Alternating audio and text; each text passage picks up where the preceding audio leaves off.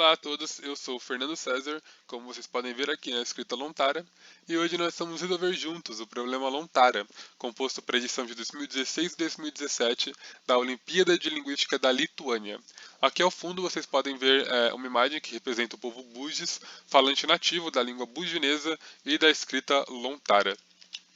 Aqui uma rápida olhada no problema, caso vocês queiram printar ou dar um pause. Mas é sempre legal se você puder manter o problema aberto numa outra aba ou até mesmo impresso para acompanhar melhor a resolução. Nesse mapa a gente pode ver toda a área de extensão da família de línguas austronésias. Aqui em vermelho é o subgrupo das línguas malaio-polinésias, que inclui a língua buginesa, e aqui bem pequenininho na ilha de Formosa, Taiwan, existe o outro subgrupo das línguas taiwanesas. Como eu disse, né, a nossa língua que vai ser trabalhada é do subgrupo das línguas malaio-polinésias, mais especificamente falada na ilha de Sulawesi, na Indonésia. Aqui à direita o mapa mais detalhado da ilha. Aqui em marrom vocês podem ver as regiões em que a língua buginesa é falada. É uma língua falada por 4,4 milhões de falantes, sendo a maior parte deles nativo, e a sexta língua mais falada da Indonésia, que pode parecer pouca coisa, só que a Indonésia deve ser lembrada como o quarto país mais populoso do mundo.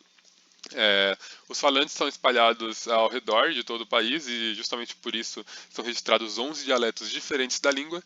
E uma outra curiosidade dessa língua é sua escrita própria, chamada de Lontara. Aqui embaixo eu coloquei um pequeno trecho escrito nesse sistema, que é o sistema que a gente vai estar trabalhando hoje. Então agora vamos dar uma olhada direto no nosso corpus. A gente tem essas três colunas, a primeira delas com escrita no alfabeto fonético internacional, a segunda na escrita Lontara, que é o que a gente quer decifrar, e na terceira com a coluna da tradução para o português, que é uma coluna que a gente vai deixar um pouco mais de lado durante o problema, porque a gente está tentando decifrar um sistema de escrita, logo a gente vai se preocupar mais com essas duas primeiras colunas. Então o primeiro passo sempre é importante, tentar encontrar o máximo de padrões possíveis, e acho que o primeiro padrão que se destaca nesse corpus é o fato de que boa parte das palavras começa com a exata mesma sílaba, que é a sílaba ma. E se a gente dá uma olhada nas respectivas palavras do sistema Lontara que começam com essa sílaba, a gente vai ver que todas elas têm esse mesmo símbolo, que provavelmente representa essa sílaba ma.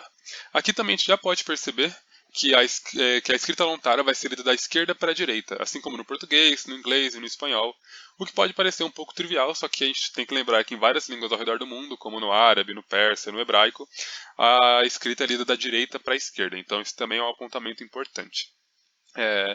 Se a gente der uma olhada agora nas outras ocasiões onde a letra M aparece, como na palavra gama, como na palavra monri, a gente vai perceber que em algumas delas, como nessas duas palavras que eu citei, a gente vê o mesmo símbolo aparecendo.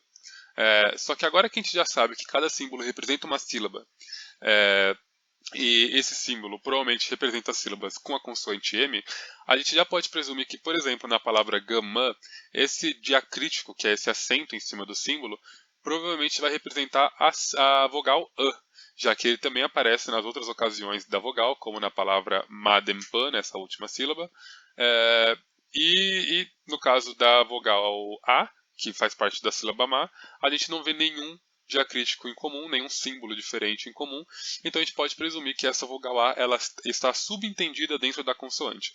Então ela não tem nenhum sinal representando ela. Sempre que tem uma consoante sem nenhum símbolo, você vai presumir que aquela vogal é A. E no caso da vogal O, a gente vê esse outro símbolo que não aparece em cima nem embaixo, mas aparece ao lado do símbolo da consoante. Então aqui a gente também já pode deduzir que enquanto as consoantes estão representadas por símbolos como se fossem letras, as vogais são representadas por diacríticos, pequenos sinais que aparecem em cima, embaixo ou ao lado da consoante. Mas existem alguns casos excepcionais onde essa letra M parece não estar sendo representada, como no caso da palavra gamã, essa primeira letra M, provavelmente por estar seguida de uma outra consoante M, ela não tem uma representação. E o mesmo acontece com todas as outras consoantes M que aparecem antes de outras consoantes. Então, essas consoantes que aparecem antes de outras consoantes, que não são seguidas por vogais, elas não são representadas na escrita Lontara. Aqui também a gente percebe essa pausa glotal, que é esse símbolo que parece um ponto de interrogação. É um símbolo que aparece também na palavra gamã e não parece ter uma representação em nenhum aspecto. Nem quando está no final, nem quando está no meio da palavra. Ela simplesmente parece não ser representada nessa escrita. Não tem nenhum símbolo em comum nas palavras em que ela aparece que pode fazer com que a gente pense que represente esse som. E, além disso, também marquei aqui alguns outros casos excepcionais, onde aparecem também consoantes seguidas por outras consoantes, como no caso da palavra makda, a gente tem essas duas consoantes K, e se a gente der uma olhada aqui, a gente tem 4 símbolos para consoantes. Um para a consoante M, um para a consoante K, um para a consoante D, e a gente vai ver também que esse último símbolo representa essa sílaba que não tem uma consoante. Porém, essa consoante K, ela não é duplamente representada. Apesar do símbolo para a consoante K serem esses dois palitos não são dois símbolos separados, eles fazem parte do mesmo símbolo, como na palavra Makunrai. Então aqui a gente já tem nossas primeiras regras que a gente vai utilizar para resolver esse sistema de escrita, né, para decifrá-lo. A primeira de que a gente vai ler da esquerda para a direita. A segunda de que cada vogal é representada por um diacrítico, com exceção da vogal A, que como a gente viu é subentendida dentro da consoante. A gente tem também que quando há encontro de duas consoantes iguais, apenas uma delas é escrita. E também que a pausa glotal, que é esse símbolo aqui, não é representada por nenhum sinal. Então agora a gente vai dar uma olhada naquilo que eu comentei das vogais, né, das sílabas que não têm uma consoante. Como na palavra aná, na palavra baine e na palavra que eu tinha citado anteriormente, makda. Em todas elas a gente vê esse mesmo símbolo que provavelmente representa a ausência de uma consoante. Então sempre que esse símbolo aparece, a vogal está sozinha na sílaba. E assim como os símbolos consonantais, elas também apresentam os diacríticos das vogais. Então, por exemplo, na palavra makunrai e baine, a gente vê esse símbolo acompanhando desse pontinho em cima, que representa a vogal I. Um outro caso onde esse mesmo símbolo aparece é na palavra da-um. No caso, essa sílaba está sendo representada apenas por esse símbolo. Então, ele não representa exatamente a ausência de consoantes, né? Ele representa a ausência de consoante antes da vogal. No caso dessa consoante que vem depois da vogal, como nos outros casos de consoante que aparece no final das sílabas, ela também não é representada.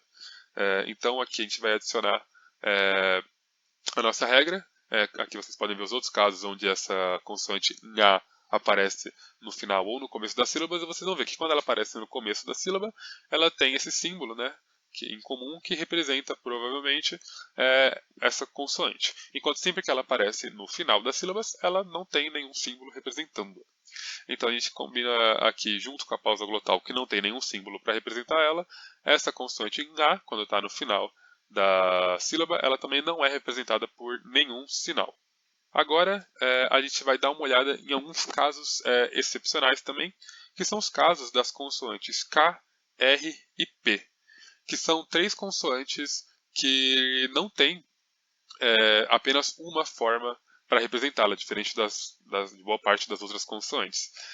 Se a gente der uma olhada, por exemplo, nas consoantes K, ela tem esse símbolo que a gente deu uma olhada, que são esses dois palitos, enquanto as que eu marquei em azul são representadas por essa espécie de F meio deitado, né? Se a gente der uma olhada, a gente vai perceber que as duas ocasiões onde esse K é representado por esse outro símbolo, as que eu marquei em azul, esse K está seguindo aquela consoante que eu acabei de citar, ou na. E nos demais casos ele está seguindo ou uma vogal ou uma outra consoante, que nesse caso são as próprias consoantes K. E se a gente der uma olhada agora no R, eu marquei também em vermelho e em azul, e também o P, a gente vai perceber que a mesma coisa acontece de forma muito parecida. No caso do P, sempre que ele aparece seguido de uma vogal ou de alguma outra consoante, a gente vai perceber que ele tem esse símbolo aqui. Enquanto quando ele vem depois da consoante M, especificamente, ele tem esse outro símbolo. E a mesma coisa com a letra R, quando ele aparece depois de uma vogal, a gente tem um símbolo, enquanto nos casos onde ele aparece depois da consoante N, ele tem um outro símbolo. Então a gente pode perceber algo em comum, que é, nesses 3 casos em azul, ele está seguindo, a consoante que a gente marcou está seguindo uma outra consoante nasal, especificamente uma consoante nasal. Nos casos das consoantes, das demais consoantes, como na palavra makda, que esse K está seguindo um K, ele tem a representação normal. Então, a nossa última regra de que os encontros nk, nra e npa tem símbolos específicos para eles. Então agora o nosso próximo passo seria anotar todos os símbolos que a gente conseguir reunir. Então aqui eu anotei primeiramente o símbolo que a gente encontrou para sílabas sem consoante, as sílabas formadas apenas por vogais, depois os diacríticos das nossas vogais e depois os símbolos das nossas consoantes. Então agora já é hora de ir para a resolução do problema. A primeira tarefa nos dá uma palavra, que significa mastigar, e diz que ela pode, em teoria, ter uma série de transcrições diferentes e pede para a gente listar todas elas. Bom, a gente sabe que esse primeiro símbolo aparece naquelas sílabas que não tem uma consoante. E logo depois dele a gente tem o diacrítico para a vogal O. Então a gente já pode presumir que a primeira sílaba vai ser simplesmente a vogal O. Enquanto esse último símbolo representa a consoante T. E como ele não tem nenhum diacrítico, a vogal que deve ser lida é a vogal A. Só que, dando uma olhada agora nas nossas regras, a gente se depara primeiramente com essa terceira regra, que diz que quando há encontro de duas consoantes iguais, apenas uma delas é escrita. Então, além da forma OTA, a gente tem essa forma com duas consoantes T, que também pode ser, seria representada por essa mesma escrita. Só que além disso, se a gente der uma lida nessa quarta regra, a gente vai ver que a pausa glotal e a consoante NA no final das sílabas também não são representadas por nenhum sinal. Então, no final dessa segunda sílaba, a gente poderia adicionar essa consoante NA. Então, a gente tem essas outras quatro formas. Porém, além disso, a gente tem outras formas para quando essa pausa glotal também aparece antes da segunda sílaba, entre a primeira e a segunda sílaba, que também é um caso muito comum nas palavras do corpus. Então, ao todo, a gente tem essas 12 formas para a mesma escrita. Agora, a segunda tarefa nos dá algumas palavras e pede para a gente transcrevê-las para o sistema Lontara. Então, aqui é muito simples, a gente vai utilizar as regras e os símbolos que a gente já tem. Então, Gankan, a gente utiliza o símbolo para as consoantes G e K. A gente tem que lembrar que esse K vai ter um símbolo diferente, já que ele está seguindo a consoante Nga. Para a palavra bolar, a gente simplesmente vai utilizar os símbolos comuns, não tem nenhuma regra muito específica. Na palavra metal-u, a gente tem que lembrar que esses dois U's são sílabas diferentes e, portanto, tem esses símbolos específicos. E por último, a palavra manampu, lembrando que essa pausa glotal não é representada e que esse P vai ter um símbolo diferente por estar seguindo a consoante M. A tarefa 3 diz que as palavras em budinês tendem a não ter diversas consoantes seguidas. Entretanto, existem alguns encontros consonantais frequentes, o que é refletido na escrita Lontara. Escreva esses encontros. Bom, isso já foi discutido antes. Muito simples, a gente viu que esses 3 encontros consonantais específicos têm uma forma diferente na escrita. E agora a quarta tarefa diz: os caracteres na escrita Lontara são tradicionalmente divididos em dois grupos, Indo-Surã e Ana-Surã, que denotam sons de diferentes tipos. Quais caracteres pertencem a cada grupo e como você traduziria os nomes desses grupos? Para isso, a gente vai dar uma olhada no nosso corpus, já que essa palavra Ana, que está no Ana-Surã, ela é nos dada e ela significa criança. Então agora a gente sabe que existem dois grupos de sons e um deles é considerado, de certa maneira, infantil, provavelmente mais simples, menos complexo. Lembrando que a gente separou os nossos sons em dois grandes grupos já anteriormente, que são os grupos das consoantes e das vogais. Lembrando que as consoantes têm símbolos inteiros, enquanto as consoantes são representadas por diacríticos. Então é válido presumir, nesse caso, que a Ana-Surã, que seria esse grupo de letras, de sons, perdão, menos complexo, seria o grupo das vogais, enquanto o Indo-Surã, que tem símbolos específicos e tudo mais, seriam as consoantes. Então aqui eu também trouxe anotar todas as consoantes e todas as vogais que fariam parte de cada um desses grupos. Vocês devem ter percebido que, comparando o sistema de escrita Lontara com o nosso alfabeto, o alfabeto latino, eles têm muitas características diferentes. Isso porque o sistema de escrita Lontara não é exatamente um alfabeto. Ele é o que a gente chama de abugida, ou um alfa-silabário. Nele, as consoantes são representadas por símbolos base, enquanto os outros símbolos, os diacríticos, eles modificam as consoantes. No caso do sistema de escrita Lontara, esses diacríticos representavam as vogais. Então eles adicionavam uma vogal à consoante para formar uma sílaba. Isso é muito diferente do que acontece no nosso alfabeto latino, onde cada letra, que são os nossos símbolos, representa um som, independente dele ser uma vogal ou uma consoante. Esse tipo de sistema de escrita é muito comum no Sudeste Asiático e no subcontinente indiano, onde eles acontecem de maneira quase majoritária. A gente tem exemplo das línguas bengali, tibetano, sundanês, tailandês, que são línguas muito influentes nessas regiões, que utilizam sistema de escrita com características muito parecidas com o que a gente acabou de trabalhar. Aqui eu trouxe alguns exemplos dessas escritas. Então aqui acima as línguas que são faladas no subcontinente indiano, que utilizam abugidas específicos para cada uma delas. Aqui embaixo, línguas do Sudeste Asiático, que também utilizam cada uma delas uma abugida diferente. Aqui também embaixo o etíope, que é a língua falada na Etiópia, na África, porém, assim como essas outras línguas, ela também utiliza um sistema de alfa-silabário, com símbolos representando consoantes e diacríticos representando as vogais. Dentro das abugidas, a gente tem alguns fenômenos que são muito comuns. O primeiro deles são diacríticos representando vogais ou vogais nulas. No nosso caso, a gente não encontrou nenhuma sílaba composta somente por uma consoante, que seria aquela consoante muda. Como na palavra pneu, no português, que a gente até coloca a vogal I, né, pneu, só que em teoria esse P é uma consoante muda, então nesse caso seria uma sílaba de vogal nula. Em diversos sistemas de escrita que utilizam o alfa-silabário, acontecem diacríticos específicos para representar quando essa vogal é inexistente, ou para também representar essas vogais de modo geral, né, como a gente viu no nosso caso no sistema de escrita lontária. Além disso, um outro fenômeno muito comum são símbolos para consoantes nulas, que nesse caso são aquelas sílabas que não têm consoante, que são sílabas formadas unicamente por vogais.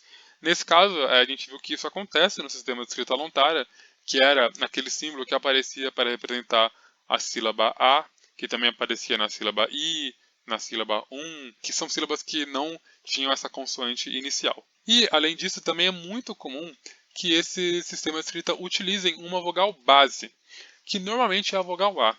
Essa vogal base, ela normalmente é subentendida dentro da sílaba, então ela não tem um diacrítico específico para representar ela. Ela simplesmente é presumida. E se a gente pensar bem, faz muito sentido que isso aconteça, já que sempre que a gente produz uma consoante, a gente produz ela com alguma vogal. É muito difícil você falar a consoante P sem você colocar uma vogal. No caso do português, normalmente essa vogal subentendida é o E. Quando a gente fala a letra P, a gente coloca a vogal E. A letra C, a letra B, a letra T, V.